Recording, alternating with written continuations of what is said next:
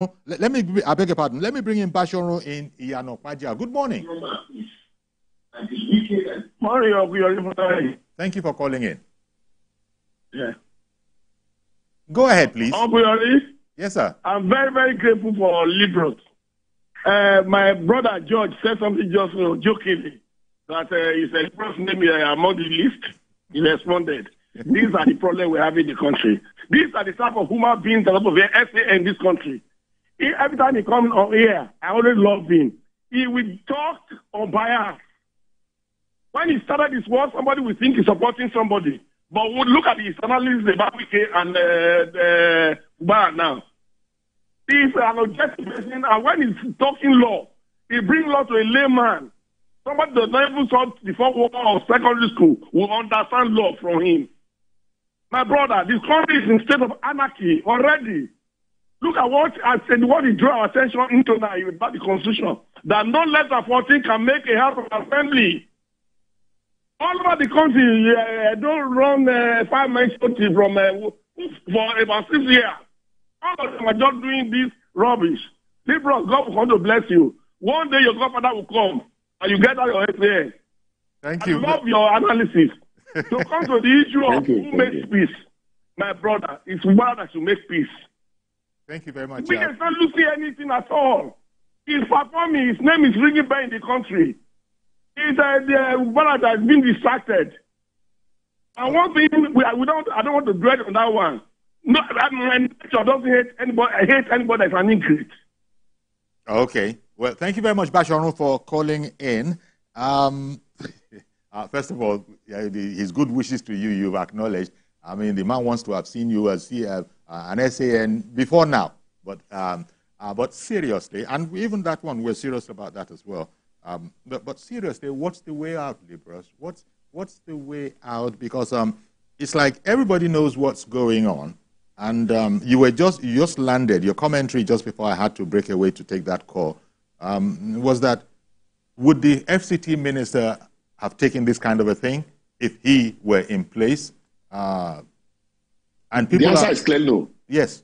He won't take it. We know that Wike won't take this from anybody. That was why. Is it now fair to extend the situation because Minister Wike, the way he's going about his politics, there are people who are saying Wike doesn't stand on his own. After all, Wike is answerable to a higher authority, and if the higher authority had no time for such shenanigans, if indeed that is the word to use, then he wouldn't be able to continue. So are people being... That's why. That's where I fought the police consistently locking the local government offices. Like I said, Rivers is the 18th state. You have 17 states running local government affairs with caretaker committee. Are the police locking those local government offices? The answer is no. So if the police have not occupied local government offices in the 17 states, occupying that of Rivers because the people said the local government chairman's tenure had expired and no law can extend that tenure. And now the governor, in his wisdom, violating Section 7, has put in place a caretaker committee, which the government, the law, the people have allowed. We have abused that section. Thank God the Attorney General has gone to the Supreme Court and we await the judgment of the Supreme Court in that regard. Okay. So Rivers is not the only state. And for equity and fairness, if you are not locking down the local government of the other 17 states, there is no need. Let's be fair. There's no need to lock that of Rivers. Okay. And then coming to a higher authority that Wike should be answerable to. Mr. President, I would exonerate him from this. Why? Because people will look at body language. Mr. President summoned all parties, issued an executive orders and asked them to sign and go execute for the peace of Rivers State. Allow the local government, the governor to run his course. Don't impeach him. Allow the speaker to be and allow the house to run. People who want to benefit, I always say it, I'm not afraid of people in power. I'm afraid of those around the corridors of power. People who want to benefit. The moment the governor got into Port Harcourt as if they put a gun to his head to sign the paper. Oh, the president has no power to do this. The president cannot direct him on what to do. He's the governor. He must do what he needs to do.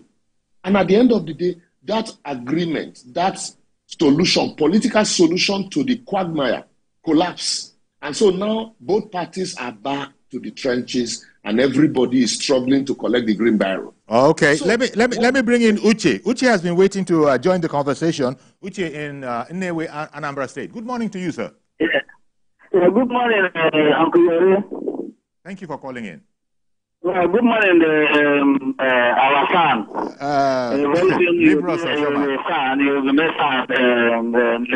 Oshoma. These players are going to work, or Liborous. They're coming Amen, fast. Amen. Amen. Please continue. I'm calling from Nnewi. Yes. You know, the barrister himself was talking about a solution. For me, that thing is not a political solution because you could see from the word go that agreement can never stand. You cannot tell somebody be a governor and tell the other person stay. And the person that you are telling to stay is the person that will be truncating all your efforts. You take the bill to them, they will take bill to you, you will refuse to sign, they will now go back and now what do you call it? They will now veto you. They will veto you and they will proceed in doing what they are doing. Recently, one of the local government chairmen was calling the governor stupid on a public occasion. He was calling the governor stupid. So I know that the reason why the governor signed that thing is because the case is in the Supreme Court, and you know he is just a governor. So he was afraid that probably they may impeach him. So in Nigeria, you will always be careful. So you just find that because that agreement for me is not an agreement. It's not a political solution at all. So that's the way. So the point I am making is that Wike, everybody knows him as a troublemaker. Wike was the one that sacked Uche Secondus and took the chairmanship to the north. And when the PDP were saying that they would take the presidential candidacy or the presidential aspirant to the okay, but that's going out of the scope of this particular. I beg your pardon, sir. That's going a bit out of the scope of this particular conversation. But thank you very much for calling in. Liborous, I saw you shake your head at a person. Yes. Yes. Can you hear me? Yes, I can hear you. I heard you shake. According to. Continue, according please. to Dr. Nnamdi Azikiwe, I don't think that these people who are playing politics today were better than him in politics. He said, and I quote, when two incompatible mates, they can coexist for the peace of the country if only they agree to agree on certain issues and agree to disagree. The only problem here is there is no peace accord that cannot be executed. The only thing you need, you have two incompatibles. Let there be peaceful coexistence. Let them agree to disagree. That's what is happening here. We're saying that if you say, I want to play the devil's advocate now. If you say that that peace accord was not a peace accord, and so if tomorrow the Supreme Court now says that the 27 lawmakers or 25 lawmakers are the authentic lawmakers in the state, and they sit down in a sitting room somewhere and say, let the ayes have it, we hereby impeach the governor, and they say, go to court. Are we not creating a problem that we're trying to run away from? Okay. So we need to look at this issue holistically. The 24 lawmakers should stop for their political survival also. They should stop to pander to every whims and caprices of Wike. The governor also should not listen to every advice. These people were one family. They were one family before now. None of us heard all of this. They all wine and dine and laugh together. Let them lock themselves in the room Forget the leaders of the party, forget the leaders of the state, forget Wike, forget everybody. You guys are lawmakers, you are the governor. My friends and brothers, how do we make this work? All right, let me bring in John. Let me bring in John now. John is in Iyanopaja. Good morning to you, John. Good morning, Uncle Yori. Good morning, sir. Thank you for calling in. Isoma, God bless you for your contribution. I've always been following your contribution, and I've always fallen in love with Oshoma. Oshoma, yes. Thank you. Now, let's trace the beginning of all this trouble. The president intervened with the intention of not allowing the problem fester to this level. But the governor seems not to be principled enough. Sorry to say this. If he had adhered to that agreement, I believe the problem, all this problem coming up would have been solved to a large extent, and he would have gone back to re-strategize if he wanted to fight his godfather. You cannot complete the story of him becoming the governor without mentioning Wike. And it's peculiar not only to Rivers State, but all over, it's global.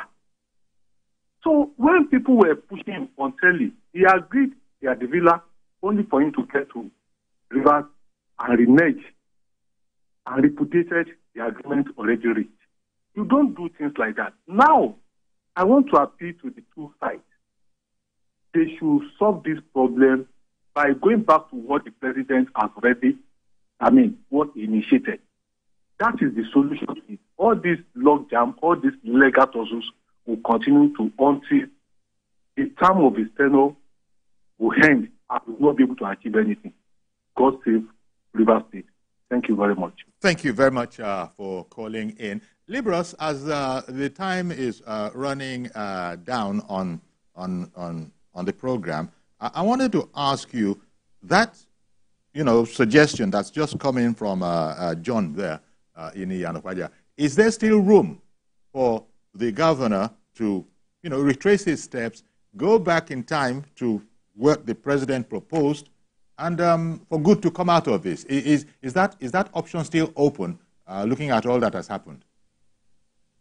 Yes, if you notice, Wike before now has been the one that is always talking and louder than himself. But unfortunately, in this matter now, he has people talking for him. So he's not the governor. He's far away in Abuja. He's trying to make the state ungovernable for the governor. At the end of the day, it is the governor's tenure that people will talk about. During his tenure, what did he do? So, for peace, for him to be able to work without consistently having to look his back, he needs to go back, look at the agreement, which area. It doesn't even need the president to call them. All these peace family people together in a room. It's a give and take thing. What is he ready to concede? What is he ready to give? What are the lawmakers ready to concede? What are they ready to give? When that happens, they cannot now go to whoever is beating drum for them, Wiki or whoever, to say, look, for the peace and tranquility of the state, let us move ahead and let us do it this way. So, because at the end of the day, lawyers are going to eat. The more the case is in court, yes, the more you pay bills. Yes. Lawyers make fortune out of people's misfortune. Lawyers make fortune out of people's misfortune. And they will tell you we are testing the law. But nobody tests the law for free. People will make money from it. Those on each side will come on TV. They will sponsor people to go and talk. People will be making money. You'll be spending money unnecessarily for a fight that is not necessary. The Wike's faction will spend money. The governor's faction will spend money. So, but for the sake of peace, the governor now is the leader of the party at the state. He's the leader at the state, not Wike. Or anybody that is saying Wike is leader is deceiving himself. He can be leader in Abuja. Indeed. The governor is the leader of the state. He's the chief security officer of the state. If the state is in peace, it is his responsibility. If it is not in peace, it is his responsibility. What he needs to do now, he should, at least for maturity's sake, for purpose of leadership, learn to cut out some and say, okay, you know what? Let us sit down in a round table. Let us sit down together wherever they want to sit down. They know how they sit. And for the sake of peace, this is what I'm ready to give. And he would be the taller person. He would be the taller person politically. And his name will be written in gold in the sand of time as a man who stood to conquer. But if he continues like this, the wicked that we know and the APC that we know, you can never determine what the court will say tomorrow. As a lawyer, you can't determine what the court will say tomorrow. And I leave them to their best. Indeed. We're going to have to leave it there. Thank you very much, Liborous Oshoma. It's been an exhilarating time understanding what the issues are, where the clogs are, where the possibilities are in all of this. And not to forget the good people of Rivers State themselves, who deserve good governance, good governance from their leaders. Thank you once again, Liborous Oshoma, for making time out for us on the program this morning. Namaste. All right. Namaste. Yeah. So this is where we're going to have to leave it for now. Do please join us on Monday for a fresh edition. I am Iyori Folani. Do have a great weekend. Bye-bye for now.